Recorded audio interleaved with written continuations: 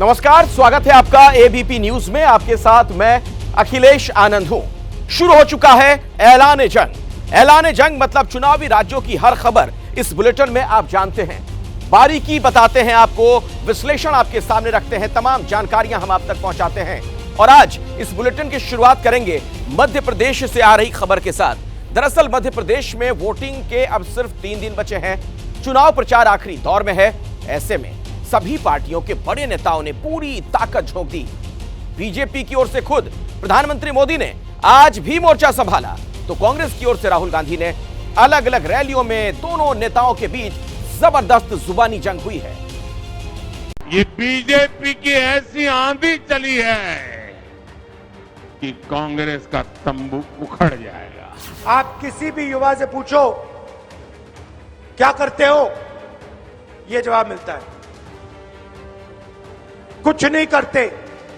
कांग्रेस वो पार्टी है जो हजारों करोड़ का भ्रष्टाचार करती है। युवाओं को, बेरोजगार युवाओं को धोखा दिया। जहां जहां कांग्रेस आई तबाही लाई। हिंदुस्तान की हृदय स्थली में नरेंद्र मोदी बनाम राहुल गांधी के बीच सियासी लड़ाई का ये नया एडिशन है।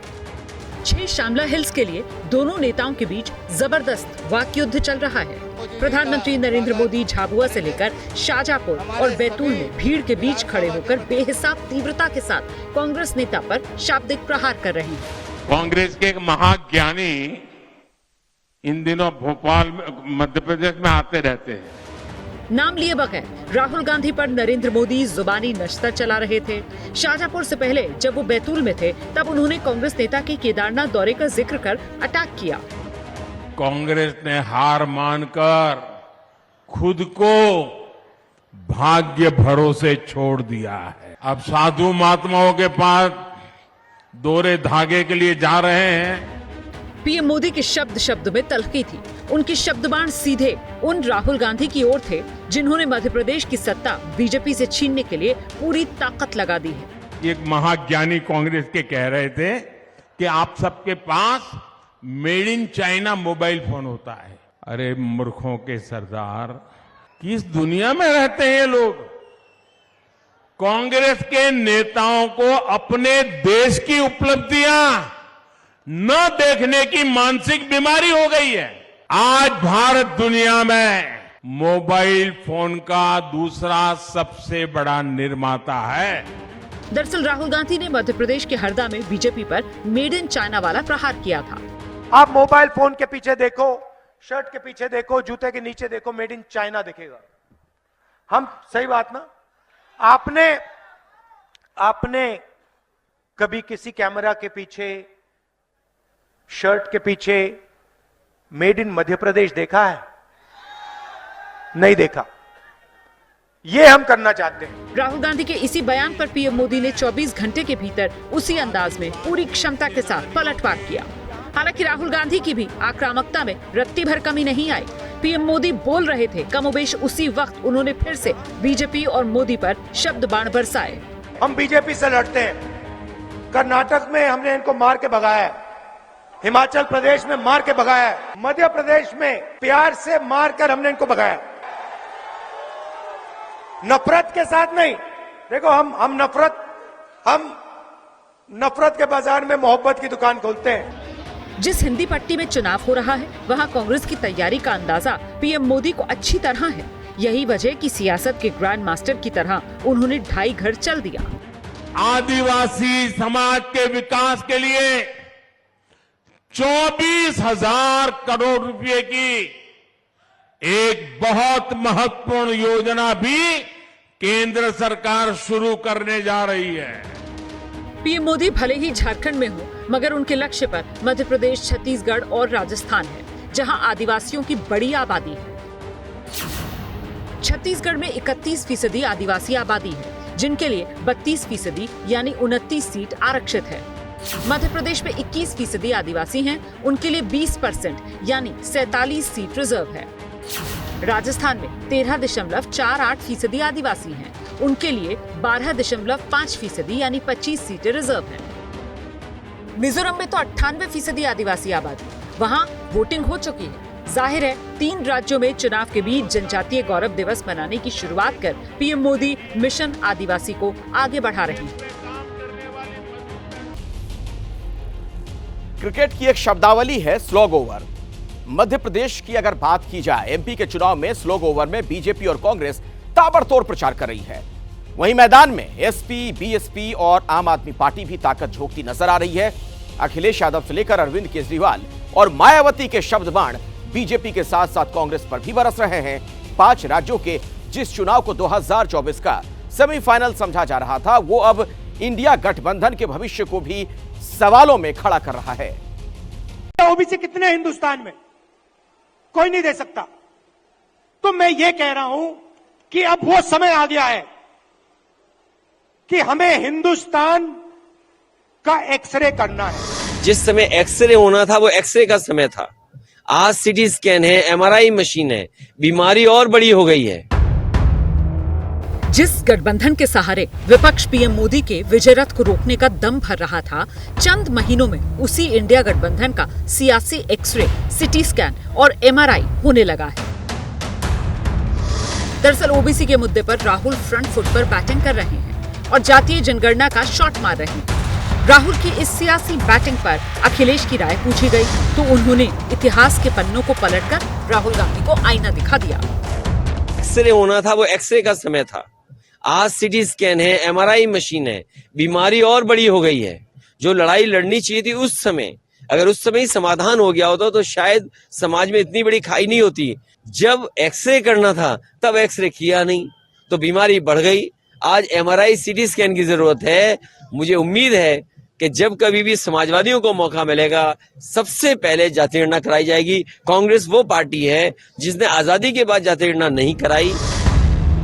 कांग्रेस और एसपी इंडिया गठबंधन की छतरी के तले बीजेपी के खिलाफ हुंकार भर चुके हैं, लेकिन फाइनल की लड़ाई से पहले ही सेमीफाइनल में दोनों एक दूसरे के सामने तलवार लिए खड़े हैं और सेमीफाइनल की इस पिक्चर ने इंडिया गठबंधन के भविष्य पर प्रश्न चिन्ह लगा दिया है।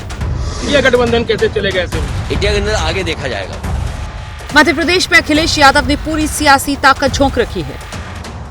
मध्य प्रदेश में एसपी के 71 उम्मीदवारों के लिए वोट मांग रहे हैं और बीजेपी कांग्रेस दोनों को बराबर घेर रहे हैं।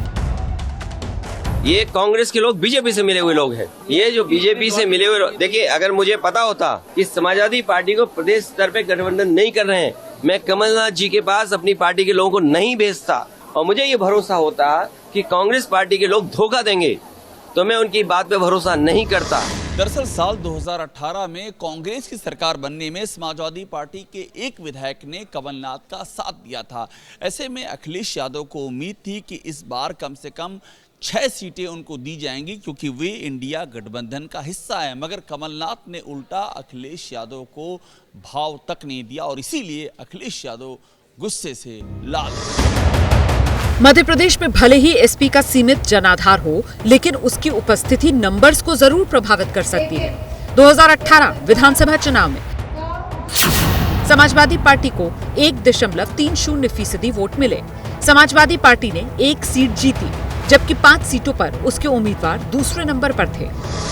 समाजवादी पार्टी का ये गणित और दुरुस्त होता है तो कांग्रेस को नुकसान हो सकता है। वहीं इंडिया गठबंधन के एक और दल आम आदमी पार्टी ने भी मध्य प्रदेश में जोर लगा रखा है। दिल्ली के लोकप्रिय मुख्यमंत्री अरविंद केजरीवाल। ये तस्वीरें कांग्रेस को परेशान कर सकती हैं क्योंकि गुजरात विधानसभा चुनाव में भी आम आदमी पार्टी की सक्रियता ने कांग्रेस को खासा नुकसान पहुंचाया। केजरीवाल और अखिलेश के बाद मध्य प्रदेश में मायावती की सक्रियता भी बढ़ गई। मध्य प्रदेश में बीएसपी ने आदिवासी पार्टी गोंडवाना गणतंत्र पार्टी के साथ गठबंधन कर रखा है, जो एक बड़े वोट बैंक को साधने की क्षमता रखता है। मध्य प्रदेश में 21% एसटी आबादी है, 13% एससी आबादी है। मध्य प्रदेश में 17 नवंबर को मतदान होना है। एसपी, आम आदमी पार्टी और बीएसपी के मध्य प्रदेश की सत्ता के शिखर तक पहुंचने की उम्मीदें भले ही सूक्ष्म हो, लेकिन ये तीनों ही पार्टी सत्ता के समीकरण को प्रभावित कर सकती हैं। ऐलान जंग में अब अगली खबर, और अब हम आपको दिखाने जा रहे हैं देश के लोकतंत्र में वोट के महत्व को बताने वाली कहानी। एक ऐसी गांव की कहानी जो छत्तीसगढ़ के घने जंगलों के बीच में है। यहां पहुंचना बहुत मुश्किल है, दुर्गम रास्ते हैं। इस गांव में देश का सबसे छोटा पोलिंग बूथ है।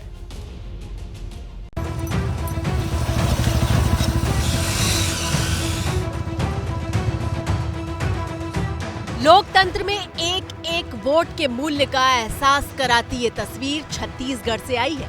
छत्तीसगढ़ में 17 नवंबर को दूसरे फेज का चुनाव होना है, जिसमें कोरिया जिला भी शामिल है। इसी कोरिया जिले के शेराडांड गांव में एबीपी न्यूज संवाददाता रविकांत पहुंचे। रायपुर से करीब 425 किलोमीटर दूर शेराडांड गांव पहुंचने के लिए जंगलों की चुनौतियों को पार करना पड़ता है, उफानी नदियों को चीरना पड़ता है और फिर आता है शेराडांड गांव। शेराडांड पहुंचने के लिए हम बाइक का सफर कर रहे हैं, लेकिन रास्ते में पेट्रोल भराने की जरूरत पड़ गई।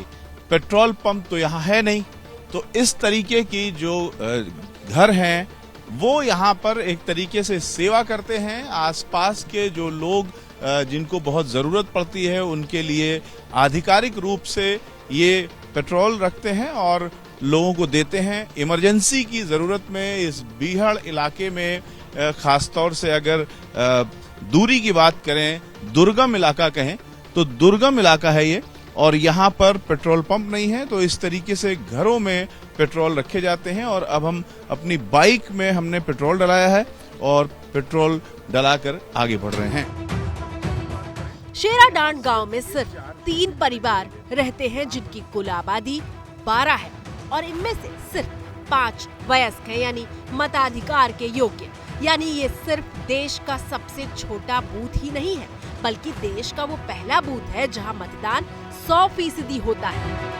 गांव के 5 वोटरों में एक महिपाल जी हैं और उसके अलावा एक अलग फैमिली है राम प्रसाद और सिंगारों की। हम राम प्रसाद और सिंगारों से बात कर रहे हैं, ये दोनों वोटर हैं। ये बताइए कि आपके गांव में कुल कितने वोट हैं? गांव में 5 वोट है, 5 वोटर। और कैसे वो मतदान होता है?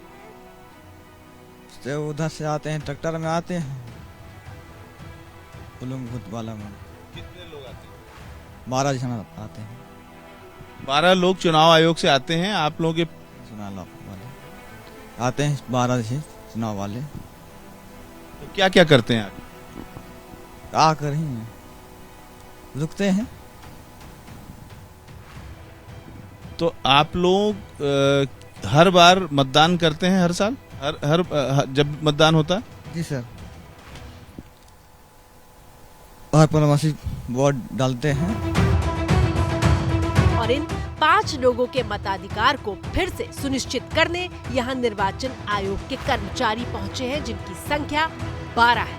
वोटर, नागरिक, लोकतंत्र और मतदान जैसे शब्दों के शेराडांड गांव में 2 पहलू हैं। एक तरफ तो इन जंगल में बसे हुए नागरिकों को ये बताया जाता है कि इनके वोट का बहुत ज्यादा महत्व है, लेकिन जिस एफर्ट के साथ इनके मतदान को कराया जाता है, उस एफर्ट के साथ इन तक सरकारी योजनाओं का लाभ नहीं पहुंचाया जाता। कैमरामैन रवीश पांडे के साथ रविकांत, एबीपी न्यूज, कोरिया। देखिए, एक एक वोट कितना महत्वपूर्ण है इसका अंदाजा तो आपको मिल ही गया होगा। वोट की ताकत को आप समझिए, परखिए, अच्छी सरकार चुनिए।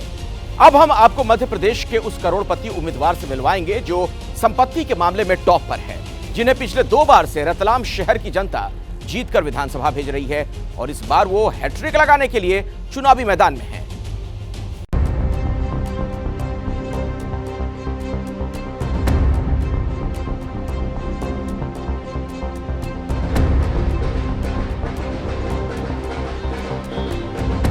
फूलों की पंखुड़ियां बरस रही हैं, ढोल नगाड़े बज रहे हैं, समर्थक झूम रहे हैं, कमल के फूल लहराए जा रहे हैं। ये सब कुछ उस शख्स के सम्मान में किया जा रहा है जो शहर विधायक है। नाम है चेतन कश्यप, जो रतलाम सीट से जीत की हैट्रिक लगाने के लिए बीजेपी के झंडे तले चुनावी मैदान में उतरे हैं। रतलाम एक ऐसे मुहाने पर खड़ा है।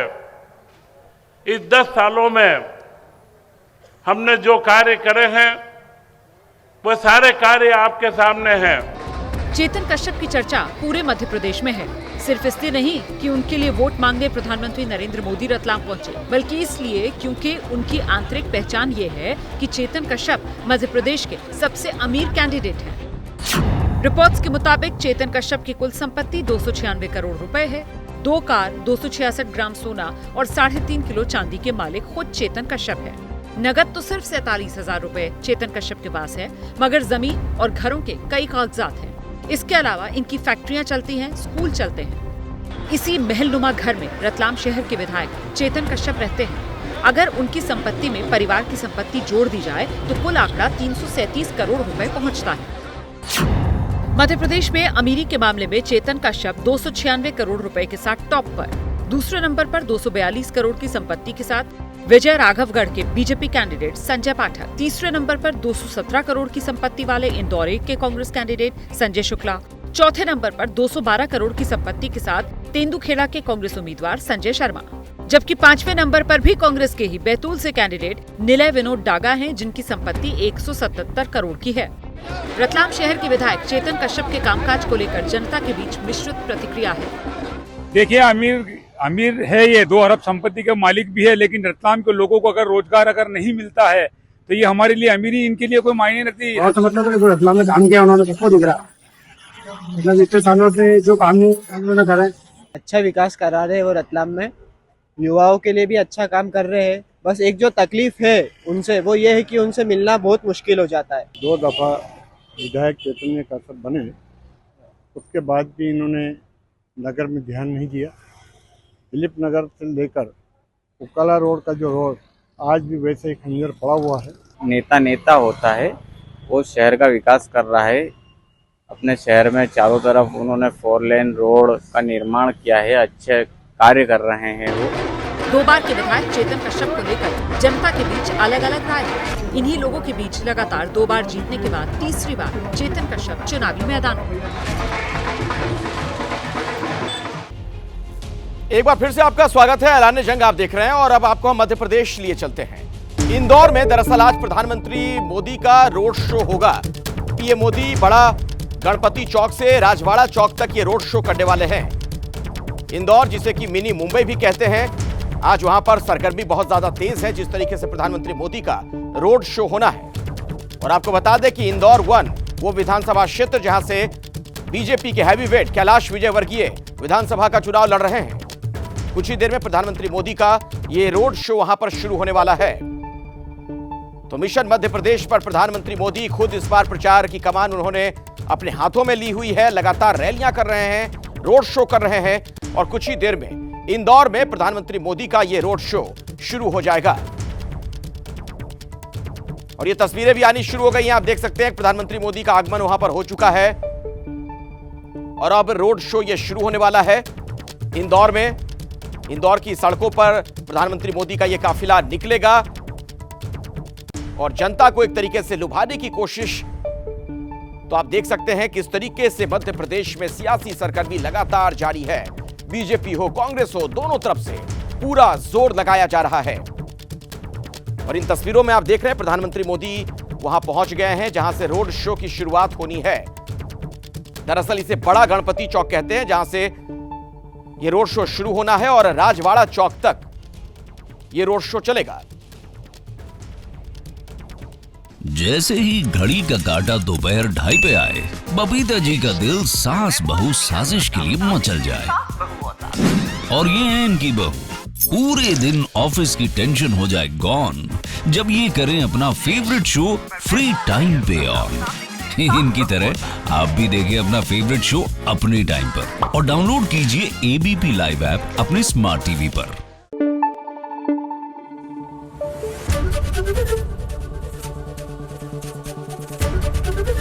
एबीपी न्यूज आपको रखे आगे।